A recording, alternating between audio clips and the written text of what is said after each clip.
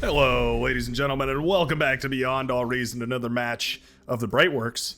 Getting things a little bit backwards today as we jump into a match that is going to blow your socks off. Today, we've got 16 versus 16 commanders showing down on Charlie in the Hills. Ah, what a blast. So this match was pulled off of the latest live stream. As of recording this is less than an hour after the live stream has ended.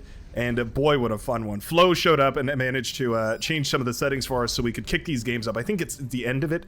Some of these games were played with 25 versus 25 players. So definitely go check out the VOD version, which is always uploaded after the stream.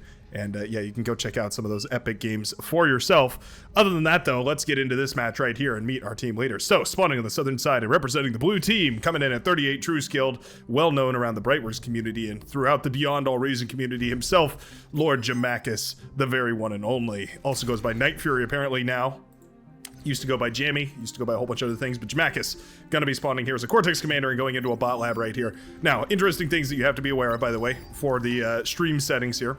One of which is that all of the extra units are turned on, so that's Legion, the Legion, the balance candidate, release units, all that sort of stuff, all turned on here. The other thing is that the resources have been tweaked ever so slightly. So energy converters are worth double, and everything else is regular. So basically, energy economy is going to be phenomenal.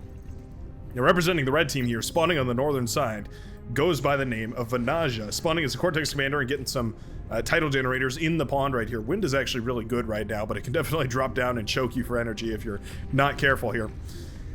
Gonna be trying to lead the red team to victory. So, what do I think about these matches? Well, first things first, I'm super excited to take a look at these matches and replay them back. Because obviously when I'm playing these... Oh, I was playing this match, by the way. I'm playing back here in the air position. When I'm playing these matches, I only have a limited one-sided view of what's going on. So I always like to watch these and see what the other team is going for. But also, I happen to know that this ends up being a really, really fun match. I asked in one of the other videos if you guys enjoyed watching the matches that I actually play in.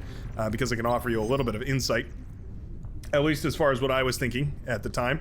And I think a lot of people tended to agree that it was beneficial for them. So yeah, we're gonna be doing a little bit more of that here.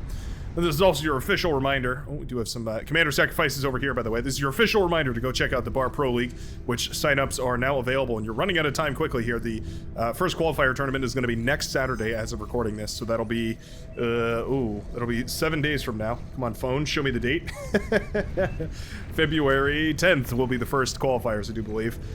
Double check that though by following the link down below in the description, and you'll be able to go sign up for the qualifiers and whatnot down there. There should be a sign up for the qualifiers as well as a sign up for, or a join link rather, for the Discord as well. So that'll be great. Anyways, Air Scout coming out right here from Capricorn, one of the red team players, one of the 16 red players right now.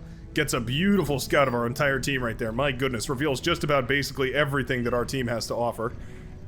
Yeah, nicely done. All right, those air scouts just absolutely revealed everything in the backline right here. Showed the entire blue team. Very, very nicely done. I had a bit of an interesting idea here. I was going to try and go for a little bit of air shenanigans, trying to get that up and running. Fighter plane shoots down my constructor, always extremely annoying. Very good play. So yeah, these games get a little chaotic, right?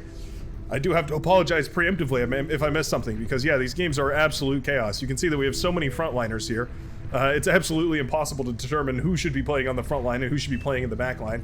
It's basically whoever feels like it can play wherever they feel like it, because there's so much room and there's so many players here.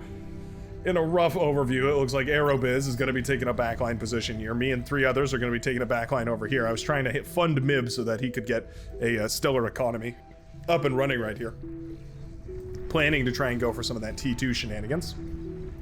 Ahun pushing very far forward right now with these LLTs. Love to see it. Xenodragon also trying to establish a base. Setting up a metal extractor at the very least. Not bad. Dead Space pushing forward with a whole bunch of maces. We have a commander going down over here. Over here.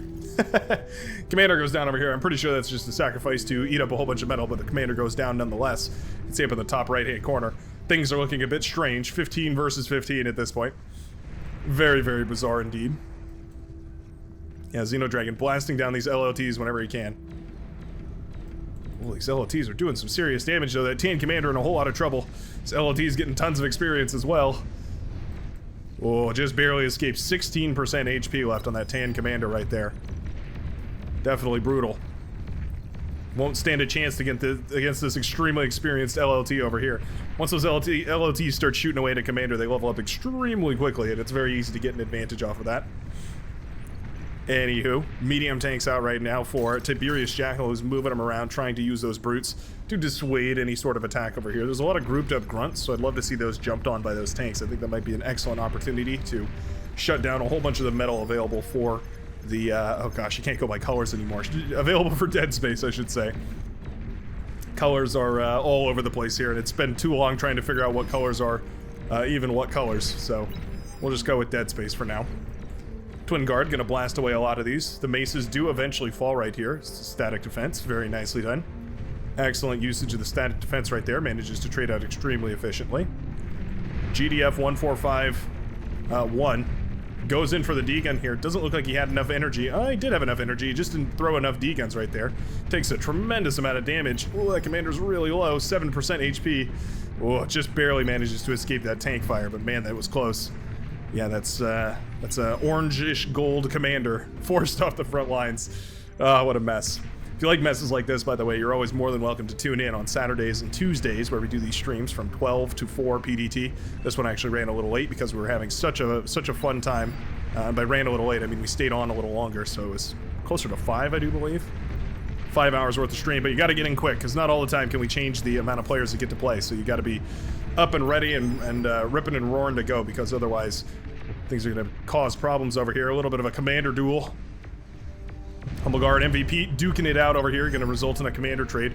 Definitely a more positive area for the Maroon commander over here, Humble Guard, in order to hold.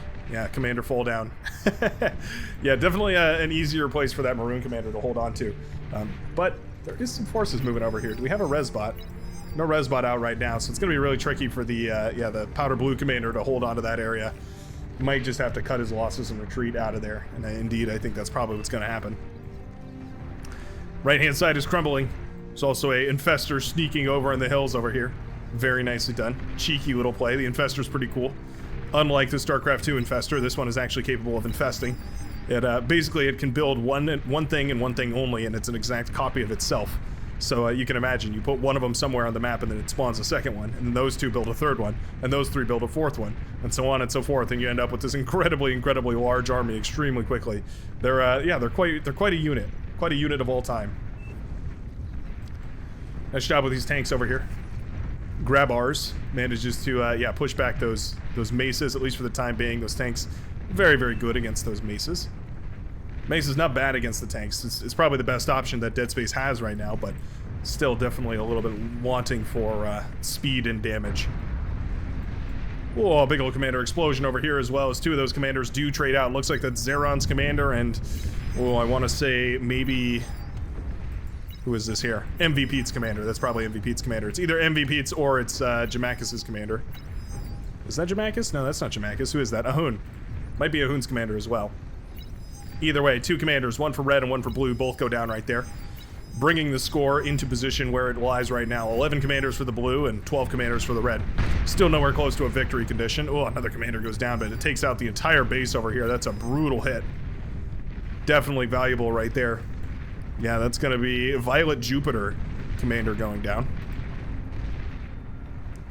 Takes out most of the base over here as well. Looks like we got a beautiful artist rendering us a portrait of maybe Jupiter's orbit or something like that. Some sort of circular orbit.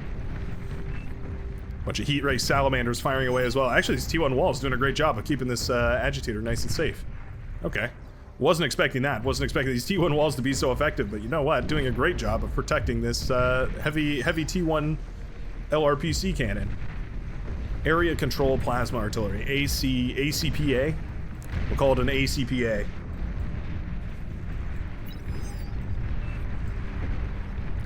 Xenodragon with some killer D-guns. Shuts down a bunch of those medium tanks right here. Very nice indeed. The commander's taking some hits from those tanks, though. Slowly but surely, that commander is going down. Ooh, it makes me a little nervous. Just a little nervous. You can see those T2 airplanes out and about now. Here's one of those Legion heavy transports, heavy armed transport, the Stronghold. Has a air-to-ground machine gun on it. See it raining down firepower over here. Not maybe the most threatening of resources as far as blasting away at these go. It misses 90% of its shots. Yeah, certainly less than ideal. Shuriken's also doing some good work over here. Doing a good job over here. And there we go. Construction turrets eating up those nice little infestors. Managing to clean all that up. Oh, Xenodragon in a lot of trouble again. 5%, 2%. Oh, Commander goes down and it was retreating back into the army over here. Takes down a tremendous portion of the force right here on the right-hand side for the red team. Those golden units are continuing to try and hold on right here, but the grunts are running forward, causing mayhem. The brutes are also going to jump on top of all of those aggravators. Very, very difficult to deal with. Yeah, once those brutes get within range of those rocket bots, they're basically toast, and there we go. Very, very positive trade right there for the gold team commander. Transports moving in. They're heavy, so they're pretty difficult to shoot down right here, which is why these missile trucks are having such a hard time. Fighters are pulled, though, and they'll do a great job of shooting those down. They're heavy, but they're not that heavy. And you know what? Those T1 fighters did struggle a little bit with those. Nicely done. Clean up those heavy transports. It's weird to use the transports as a gunship, but that's kind of the role that they fill as a Legion commander there. Very, very odd. Very odd indeed.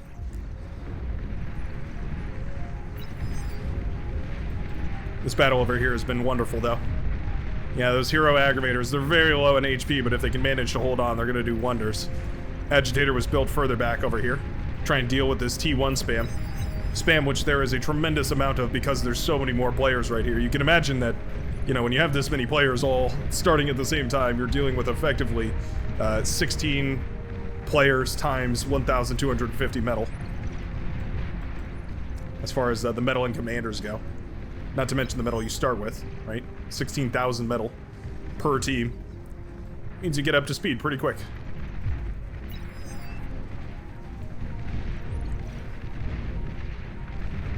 Hounds around now. Gonna be excellent for pushing a lot of this back, though. El Chepo Jr. using those hounds to great effect, using them in their Gauss mode, too, which is always lovely.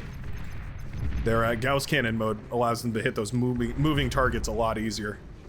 The plasma projectile mode is quite nice for dealing with things like, say, the static defense and that sort of thing. An excellent siege weapon, but the Gauss mode, definitely ideal for dealing with moving targets here. Tiberius Jackal's commander, a little far forward here. Well, yeah, those hounds are going to be happy to fire away. Gotta be so careful. As soon as the T2 comes out, those commanders need to pull back from the front line. They become extremely, extremely valuable for shutting down early onset T3, but very, very risky to keep them on the front lines. You can oftentimes find yourself melting away before you even have a chance to react here. Some Resbots trying to harvest the body over here. Oh, actually trying to resurrect over here. Yeah, Dead Space's commander, 72% resurrected, but gonna be caught by those tanks over there. Not gonna manage to resurrect the commander. A little bit of a bummer. That leaves the redwood colored commander. It's almost like a red. It's like an amber orange, amber brown maybe. Yeah, you really just gotta stop using the colors. There's too many of them.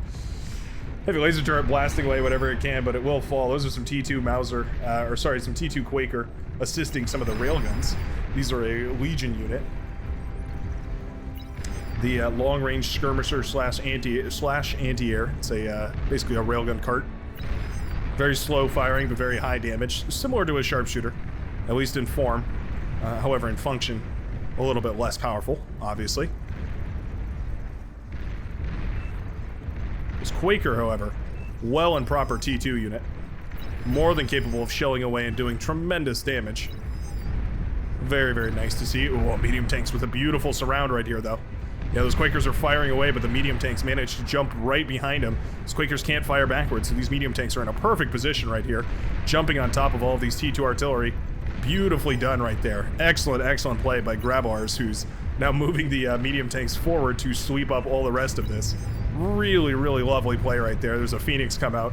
Love these things. Carves across the face of those units and cleans up all the rest of them. Love that medium tank play right there. That was absolutely beautiful.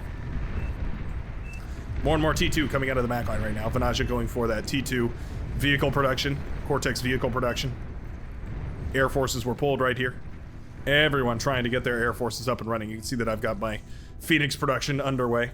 Absolutely love the Phoenix. You saw it there for just a moment, but it fires a laser beam down onto the ground and glasses whatever it fires at. Absolutely beautiful.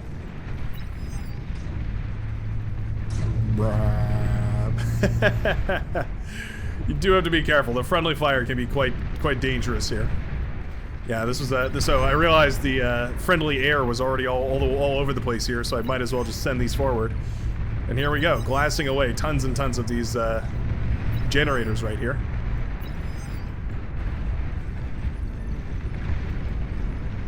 I think I found, yeah, there's some fusion reactors over here. Probably should have just gone for this advanced fusion reactor. Or the energy converters. Didn't manage to get either of those. Definitely a little bit of a mismicroing. Does spot the nuke right there, though, so at the very least, the nuclear launcher is detected. Always good to know that there's a nuclear launcher detected. Anti-nuke just starts up right now, so anti-nuke does come up for Jamaica's right here, so at the very least, I'm going to start charging that. ASAP. Oh, a couple of amphibious tanks. Meanwhile, while I was doing a little bit of a bombing run, a couple of amphibious tanks over here have popped up out of the water, shut down a tremendous portion of the economy, actually the entire economy over here for MVP, who's now recoiling from that. T2 Fiends are going to come out to try and clean all the rest of this up, but man, that does hurt. One constructor left for MVP here. Meanwhile, some Fiends burning across the battlefield over here, trying desperately to get into the backline. A couple of cacophonies firing away over here, those heavy land defenses. Land and air defenses, I should say. More of these Phoenixes burning across. Absolutely love the Phoenix. I just the sound effect, the way that they fire, just everything about the Phoenix is absolutely beautiful. Here it comes again. Love those. They remind me of the core, or the oh, what are they called? The from Star Wars, the Covenant. They remind me of the Covenant capital ships that fire their glassing beams down onto the planetary surface. That's what they remind me of. Nuclear missile. Uh-oh. Nuclear missile is charged. Anti-nuke is not yet charged. Oh, it'll fire right away. It's headed directly towards Jamaica's facility right here. Uh-oh. Oh, anti-nuke is seconds away from charging. Nuke is up in the air. Anti-nuke moments away from completing. Oh no. Anti-nuke fires immediately. Oh. Oh. Oh, it misses. Oh no, Jamaica's base goes up in smoke. Oh, just a second away from the nuke connecting versus not connecting. Slips right through the defenses right after Jamaica's anti-nuke fires. Absolutely brutal timing on that. Manages to wipe out not one, but two complete bases right there with a single nuke as those advanced fusions chain react right there. Beautiful play from the backline, just barely managing to slip that nuke past the defenses, firing it as soon as humanly possible. Beautiful, beautiful play right there. Sending Jamaica's back to the Stone Age here. Really, really tricky to get back from that. Excellent play by God Official. Manages to sneak the nuke through.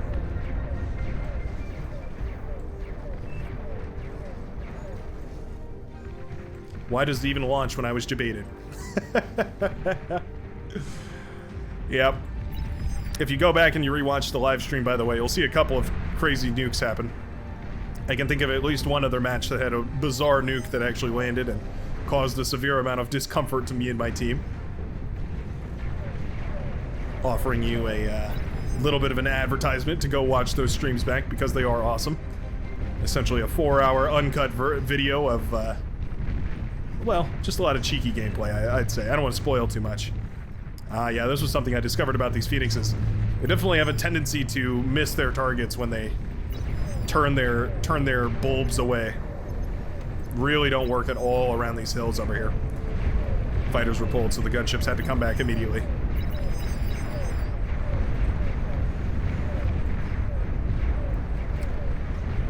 Anti-air bots that were out for Jamaica's here doing a great job.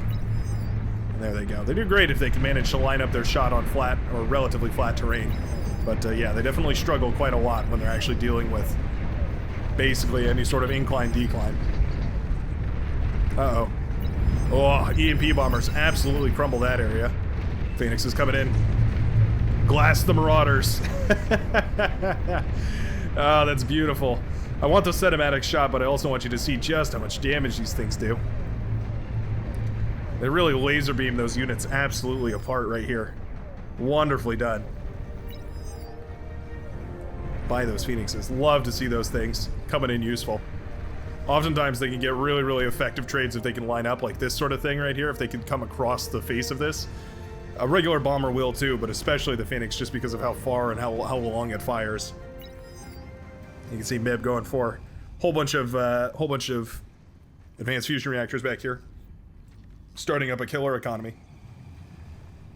So you can think of it effectively as each of these aphises produces double the economy of normal, because the energy converters are doubled, right? So you get twice as much metal out of each of those energy converters. Means that single aphis T3 production is possible. Oh, Starfall up and running, right, or coming up and running rather, for Reed Suite right here. We also have a bunch of energy banks. You need 300,000 energy, actually 360,000 energy in order to fire this thing one time. So you need all those energy storages. You can see the play though. We're going for basically just directly into the Starfall. Yeah, and then here's the Phoenixes. Man, these things just couldn't hit the ground over here. It was such a bummer. They were trying so hard to kill these termites and they just didn't have a way to. So frustrating watching them continue to try and do this and just no effect. Urgh. What a bummer. I don't know how to fix that either. Maybe extend their range or something. Either way.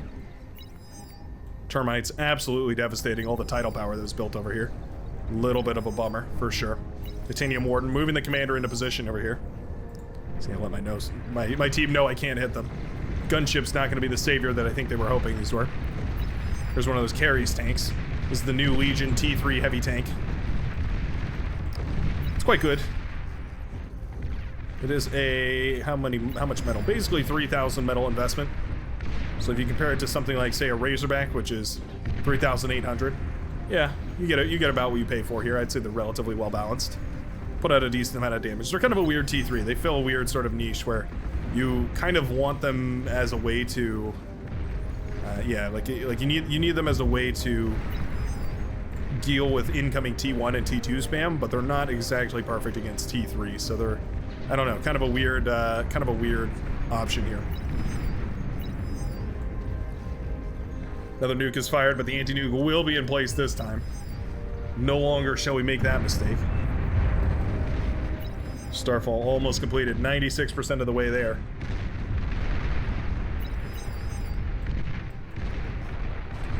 Starfall comes up. Energy is not ready though. See, 360,000 energy per volley right here, so that's what all these energy storages are for. See those T2 energy storages, they hold 40,000 apiece, so you need quite a few of them. We're slowly but steadily getting there though. How far can this thing shoot too? Well, it can shoot pretty far. Basically all the way into the backline right now. Do we have vision of whatever is back here? Kind of. Yeah, we can kind of see what's going on back here. Not perfect vision, but still good enough. My goodness, that's a lot of wind turbines too here. Grabors, producing basically off of an entire wind-based economy. And hell, it seems to be working. 5,000 energy in the bank right now from all those wind turbines. He's got a Aphis coming up here as well, but that is a lot of energy production. Karganeth gathering in the hillside over here. We also have some of those mine layer bombers have been coating the hills and landmines here as well, which is always nice. Razorback pushes a little too far forward there and gets jumped by a whole bunch of these heavy tanks. Oh, Thor also getting jumped. Man, that Thor is melting away. My goodness. I don't know if I've ever seen a Thor melt that fast in my life. Down goes the Thor. Beautifully done. These tanks push on in. They do scout the Starfall here as well. Energy is building. Slowly but surely, energy is building. Oh, this is tricky. Heavy tanks trying to go for a push right now. They are eventually slowed down by those EMP bombers. We have the EMP rework enabled, so even a little bit of EMP on those tanks shuts them down quite a lot. Carries moving in at this point, though, causing tremendous devastation. The Starfall almost charged, so close. It needs only a couple thousand more energy, and there it goes, fires away. See, it's already ravaged a certain part of this base over here, triggering the all-in. Those tanks move across, but they don't manage to pop all too much of that economy. Meanwhile, on the left-hand side, another bit of aggression over there. Starfall takes out another big portion of the base. Not as many Aphises back here as I really expected. It was basically all wind turbines. All of it goes up in smoke, though. These Aphises definitely feeling a little scared for their lives. Suddenly, they find themselves being berated by a unseeable foe. Energy raining from the high heavens. Looks like a Legion Flying Fortress has even been produced. It's like a dragon, kind of. There it goes. Gets shot down almost immediately by those T2 fighters. Starfall continues firing. There are a bunch of Karganeth coming in, though. Karganeth have been triggered. Trying to rebalance this game. Tons of Bob Tree's economy goes down as well. All those tidal generators get blasted to smithereens right there. Karganeth coming in from the hillside, and you know what? Those Karganeth are doing a great job of cleaning up a lot of this. Fusion reactor pops, takes down the advanced fusion reactor that was underway. Second fusion reactor pops, chain reacts the build power right here for Clownbaz. Build power over here under a whole lot of trouble as well. And there goes the Starfall. Now in a whole lot of trouble from these Karganeth that are pushing forward right here. Fires one more volley, but I don't think it's gonna get another. Oh, it's gonna be close. Razorback trying to save the day right here. Oh, boom goes the Starfall, though. Nicely sniped right there. Those Karganeth absolutely turning the tides of this battle. Shutting down that Starfall and buying my team a little bit more time to actually get a play done. We have a couple of termites moving across over in this direction. More and more of these Karganeth moving up the hills over here as well, trying to do a little bit of damage. Clownbaz comes out of the pond, ready to D-gun. Ready to D-gun. Oh, maybe not. Not ready to D-gun, okay. Bit of an error. Karganeth, I don't think he was even firing at the energy converters, just a stray missile hits an energy converter and takes down the entire energy economy of Reed Suite as well. It's got loads and loads of energy storage, but no way to spend it all at this point. Yeah, those storages, they pop pretty well too, so that's definitely a viable target here. Heavy tanks now coming across in this direction. We do have the Shuriken. I remember complaining about this on stream. So many Shuriken. So much potential. Could paralyze this entire fleet of heavy tanks. So much metal right back to the blue team. Commander goes down over here. Blows up the advanced fusion reactor. Man, those heavy tanks are so hard to kill. Really, really hard to kill, those heavy tanks. Mine layer bombers. Continuing to be a nuisance. Deploying minefields from high heaven. Dropping them down onto the field. Makes it very, very tricky to send troops through. You know that there's going to be a minefield over there. Anti-nuke fires to shut down the nuke over there. Very nicely done.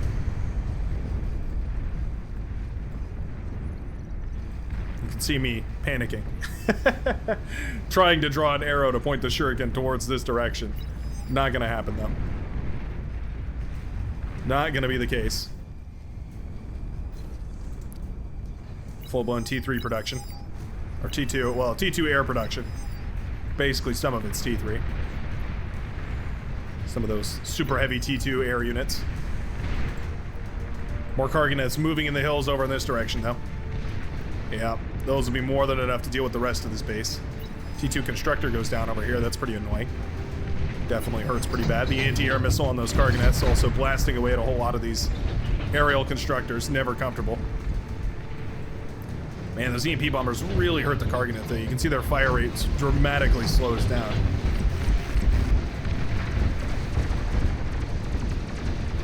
Aphis still in a lot of trouble though.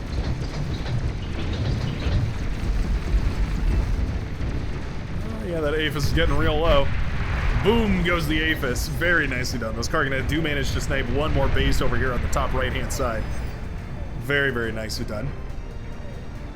Titanium Warden cloaks the commander and manages to pull it back over on this right-hand side. There's also a lot of heavy tanks that have been produced here, so that's always good to see. Karganeth holding the line over here, shutting down ticks and grunts and anything that they can. There's a sharpshooter moving forwards. That's quite nice. Gonna be blasting away. And just like that, we've been punched in the mouth. But we punched back. Right-hand side for the red team, demolished. Basically the entire right-hand side for our team was demolished as well. Very, very close match all of a sudden. You can see the ecos are still neck and neck. Well, as long as reclaim isn't happening. About 2,000 energy and metal or 2,000 metal production rather. 20,000 more energy production for our team though, and I do think it's probably because we have more Aphises. Let's see, Jamakis just continuing to eco back here, going for more and more of those Aphises. This player was completely eliminated from the match, by the way. Just like to point that out. Razorback does go down over here on the right-hand side, and you know what? That was one of the last T3 units that was holding the line over here. Actually making this a little bit scary to deal with.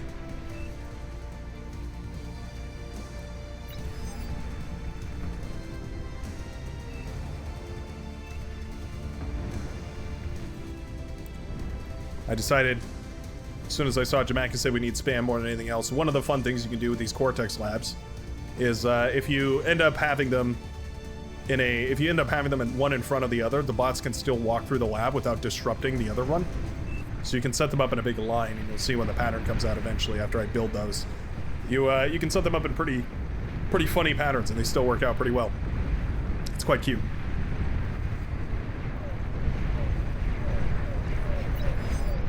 Trigger is pulled over on the left-hand side. These Scorpions moving forward, ready to do some damage. Anti-air flak trucks are also accompanying this. Makes it a little bit tricky to deal with this. Shurikens can't really jump in there. Air support can't really help. Not that it matters, though. Those fiends have absolutely burned away those Scorpion tanks. Nicely done right there. At the very least, pushing some of them back. A lot of those fiends do go down. You know what? Those twin laser cannons mounted on the Scorpion tanks do make them pretty viable against big spams of units like that. Definitely an interesting option. Razorback appears to outrange the carries, which is interesting. Good to know. I think in a head-to-head battle, the carries might outpower the Razorback, but you don't get a head-to-head battle very often. The Razorback is so much more nimble. I don't know. Razorback gonna step on some of these light landmines, go down. Thor coming over here. Grabar's in position to D-gun it, though, so shouldn't be a big problem. Demon sweeping across on the left-hand side. Man, these demons can be so dangerous, too. They do so much damage all at once. They're very, very difficult to deal with. See, our own Starfall has now come up over here, though. We need a little bit more storage. There we go. Storage starts being produced at this point with 381, which means we have enough to fire this thing. It's only a matter of charging up a volley of fire. Titanium Warden comes in for the D-gun, does manage to shut down that. I guess Grabar's decided to run away here. Starfall is up and running, though. Where will it fire? There's a lot of good targets right here. Do we have vision of any of it? Kind of. Yeah, we have a decent amount of vision. Okay, just gonna fire directly into the backline right here. Manages to get a shot off. Gonna fire it across the map right here, directly into Lieutenant Greenleaf's base. The stars are falling. Boom goes the Pink Commander and all of his T3 production right there. The build power, the energy converters, the Commander as well. All the rest of it goes down right there. Beautiful volley from the Starfall. Manages to blast it to smithereens over there. Another volley comes across, headed directly towards Vanaja's base. Shoot us with the Starfall, we'll shoot right back. The Red Commander's base also evaporates here as the Starfall connects with it. Triggers the Red player into an all-in. Triggers basically the entire Red team into an all-in. There's not really much they can do other than try and push for the victory right now. There's also a Calamity coming up right now on the left-hand side. I want to watch this, though. Starfall connects with DSA's base as well. Almost kills the Commander, but just barely, not quite. 8% left on that Commander's health bar. Quite difficult indeed. Demons moving through the water over here. Getting paralyzed by the Shuriken definitely slows them down quite a lot.